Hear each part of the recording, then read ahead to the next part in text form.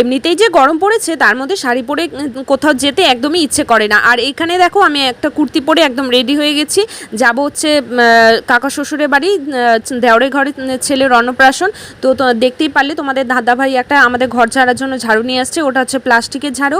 আর রনিকে দেওয়ার জন্য নিয়ে এসছে একটা গাড়ি, আর যেহেতু একটু রনি বড় হয়েছে সেজন্য গাড়ি দিয়ে খেলতে পারবে। আর আমরা এসেছি হচ্ছে, আমি এসেছি আর সাথী আর সায়ন, তো আমরা এই তিনজনে মিলে চলে এসেছি। আর দিদি তো আগেই চলে এসেছিলো, এসে রান্না টানা করেছে। আর এখানে দেখো রনি কেক কাটতে বসে পড়েছে, তোমাদের সাথে কথা বলতে বলতে আমরা চলেও এসেছি, বেশি একটা দূর না, কাকা শ্বশুরের বাড়ি। আর এই যে এখানে দেখো রনি ওর দাদুর কোলে বসে এই দেখো কেক কাটছে। তো একটু পরে আমরা খেতে বসবো। আর মেনুতে আছে হচ্ছে ডাল, পাঁপড়, মাংস আর হচ্ছে পায়েস। তো এগুলোই ছিল। আর এখানে দেখো আমরা সব যারা মিলে দাঁড়িয়েছিলাম। আর দেখো আমরা কেক কাটা পরে দেখো খেতেও বসে পড়েছি। তো আজকে ব্লগটা ভালো লাগলে অবশ্যই লাইক করে দেবে। তো টাটা।